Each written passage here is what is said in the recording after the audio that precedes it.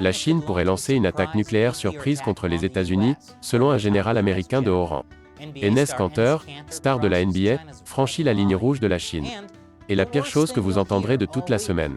Et bien d'autres choses encore à la une de l'actualité chinoise de cette semaine.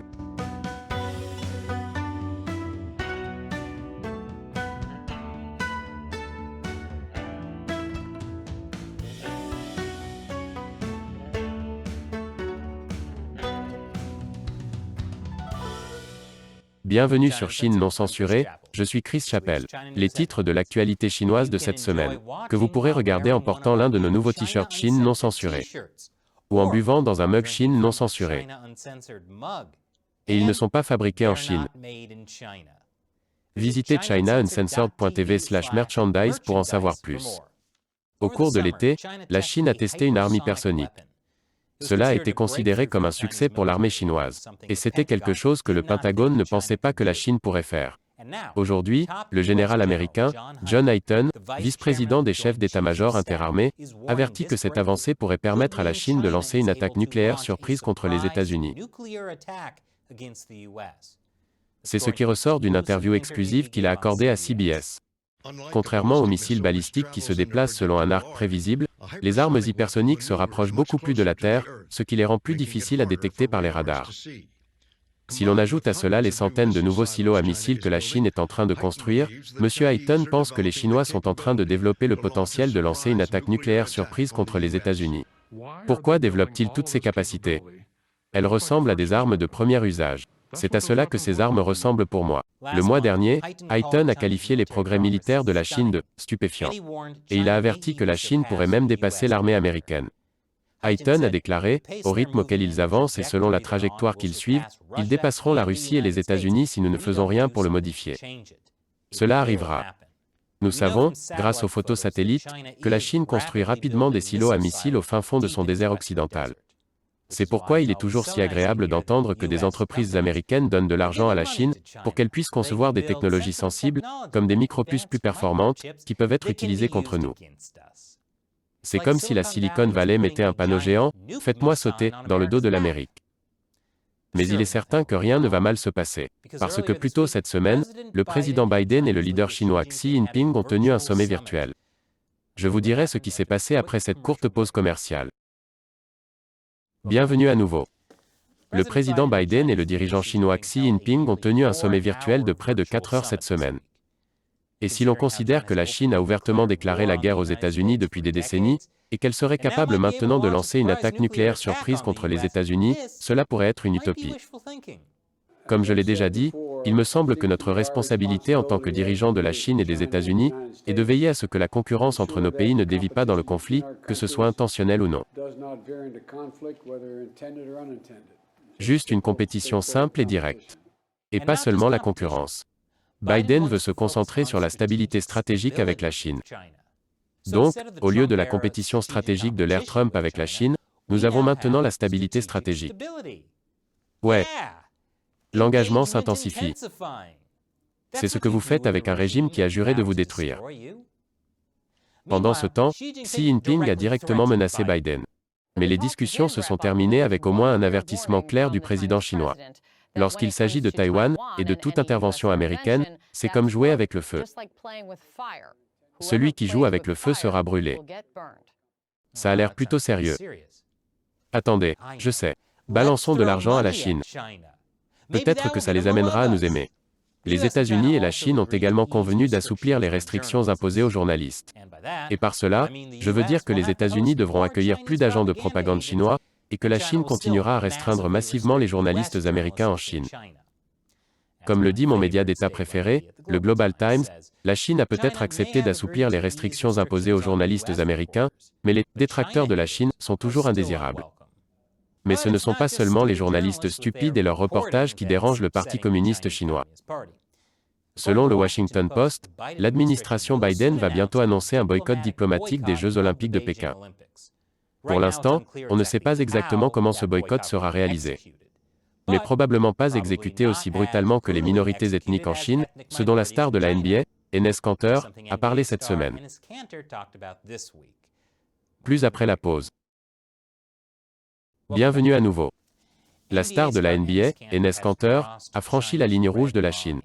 La chose dont le PCC ne veut absolument pas que les gens parlent, le prélèvement forcé d'organes sur des prisonniers de conscience. Comme tuer des gens pour leurs organes. En particulier les pratiquants de Falun Gong et les Ouïghours. La semaine dernière, j'ai parlé de la façon dont Kanter a mentionné le trafic d'organes dans une interview sur CNN. Mais maintenant, Kanter est allé encore plus loin, en le mettant sur ses chaussures. C'est sacrément élégant. Il a également tweeté « Le gouvernement chinois se livre à des prélèvements forcés d'organes. Les groupes ethniques et religieux, les Tibétains, les Ouïghours dans les camps de la mort, les chrétiens, les Falun Gong sont tous visés. » En plus de cela, Kanter a tweeté au président Biden « Arrêtez de jouer avec des tyrans et faites ce que vous avez promis au monde. Donnez la priorité aux droits de l'homme. » Tout en publiant des photos de la stabilité stratégique de Biden avec la Chine lorsqu'il était vice-président. Kanter n'a jamais cessé de critiquer le Parti communiste chinois.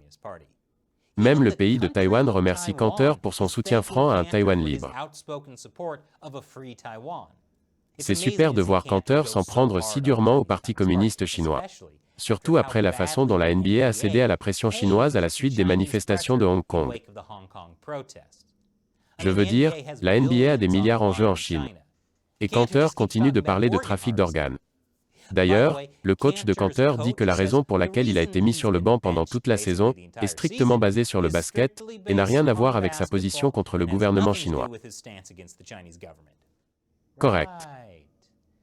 C'est pourquoi Kanter a tweeté cette vidéo avec le message « Continuez à me limiter sur le terrain, je vous démasquerai en dehors du terrain ».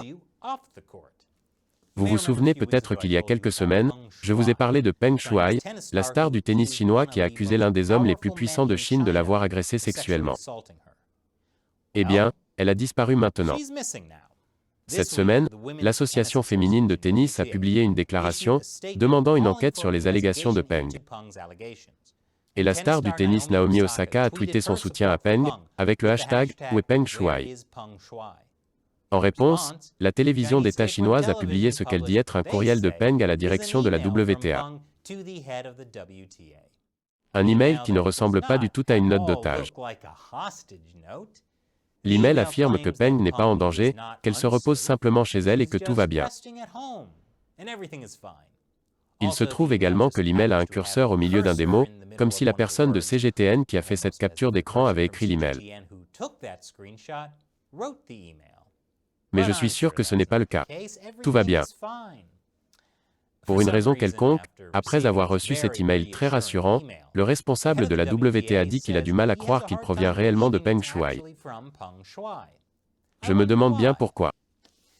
Peut-être êtes-vous parvenu à la conclusion que le Parti communiste chinois est un régime autoritaire brutal et dégoûtant, dépourvu de toute humanité. Je veux dire, ils tuent des gens pour pouvoir vendre leurs organes. Mais juste au cas où vous auriez besoin d'un peu plus de conviction, pendant que certains sont détenus dans les énormes camps de quarantaine chinois de Covid, des agents de santé s'introduisent dans leurs maisons. Pour voler des objets? Non. C'est une sorte de mal ordinaire. C'est du Parti communiste chinois dont nous parlons. Non, ils tuent les animaux domestiques des gens. Dans un cas, la propriétaire d'un chien, Madame Fu, a vu, grâce à la caméra de surveillance de son domicile, des personnes vêtues de combinaisons de protection entrer chez elle et battre à mort son corgi à l'aide de barres de fer, alors qu'elle se trouvait dans un centre de quarantaine. Le bon côté des choses, c'est qu'elle a été testée négative au Covid. Pour aggraver les choses, la propriétaire de ce corgi regardait les caméras de sécurité de sa maison pendant que cela se passait, et suppliait les gens d'arrêter de battre son chien. Ils ne se sont pas arrêtés. Elle a partagé la vidéo de surveillance de la maison sur l'Internet chinois, et elle est devenue virale. Je ne vous la montrerai pas parce que, allez, nous n'avons pas besoin de voir ça. Elle a ensuite retiré la vidéo après avoir subi la pression des autorités locales et de son employeur. Le problème, c'est que le Parti communiste mène une politique insensée de « zéro Covid ». Les autorités locales qui ne parviennent pas à maintenir le nombre de Covid à un niveau bas auront de gros problèmes. Le genre dont on ne revient pas.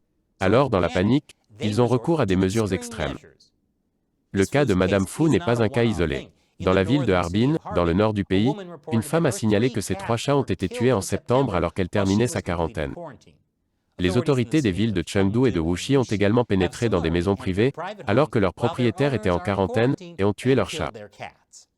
Pour situer le contexte, le CDC précise que le Covid peut se transmettre de l'homme à l'animal lors de contacts étroits. Mais le risque que les animaux transmettent le Covid-19 aux humains est faible. Mais si vous êtes un officiel chinois paranoïaque, même un faible risque est inacceptable. Ce dernier cas de meurtre de Corgi a suscité l'indignation sur l'Internet chinois. Voici un exemple de commentaire, dans lequel quelqu'un explique que la question centrale ici a toujours été la violation gratuite des individuels par un pouvoir étatique en expansion constante.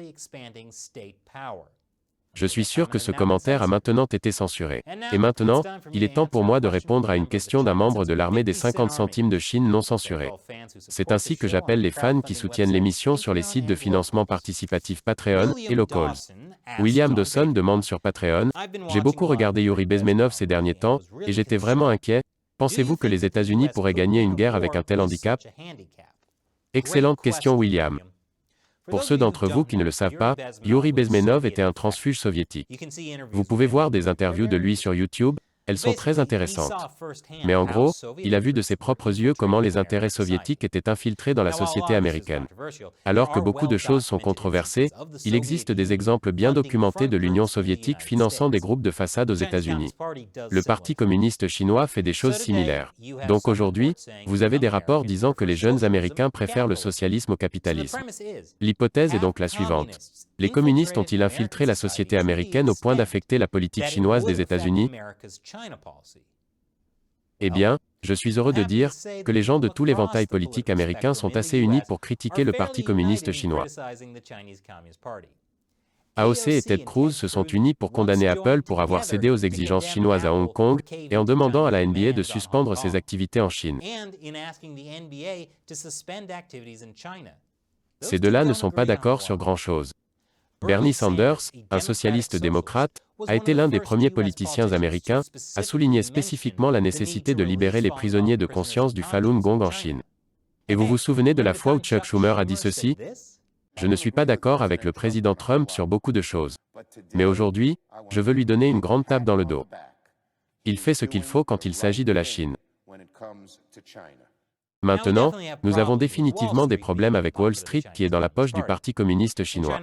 Et la Chine a travaillé dur pour influencer les politiciens et les médias américains. Mais, voyons, ils tuent les animaux domestiques des gens pendant qu'ils sont dans des camps de quarantaine. Peu importe vos opinions politiques, je pense que nous sommes tous d'accord sur ce point. Et c'est ce qui fait la beauté du Parti communiste chinois, il rassemble les Américains. Merci pour votre question et votre soutien William. Et merci d'avoir regardé. Et si vous voulez nous aider dans la lutte contre le Parti communiste chinois, il suffit d'appuyer sur le bouton « J'aime », de vous abonner, et de partager l'émission avec vos amis et votre famille. Et si vous voulez faire un pas de plus, vous pouvez soutenir l'émission sur Patreon ou sur Locals. Les liens vers chacun d'entre eux se trouvent ci-dessous. Vous recevrez des avantages intéressants, et aurez la possibilité de me poser des questions auxquelles je répondrai dans l'émission. Et puis il y a toujours la boutique de produits dérivés. Encore une fois, je suis Chris Chappell, à la prochaine fois.